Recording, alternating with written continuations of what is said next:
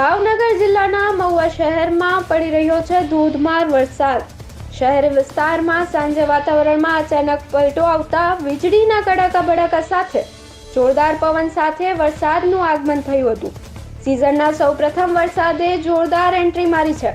શહેરના અનેક વિસ્તારોમાં વરસાદ પડી રહ્યો છે ત્યારે વાસી તળાવ, બગીચા ચોક, ગાંધીબાગ, સ્ટેશન રોડ તેમજ ભાદરોડ રોડના વિસ્તારોમાં સારી માત્રામાં વરસાદ વધી રહ્યો છે।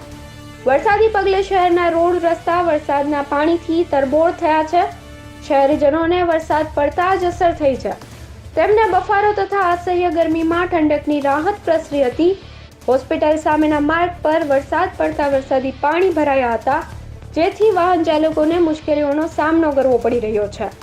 ત્યારે મહુવા શહેરી વિસ્તારમાં સાંજે વાતાવરણમાં પલટો આવ્યા બાદ ધોધમાર વરસાદ વરસ્યો હતો।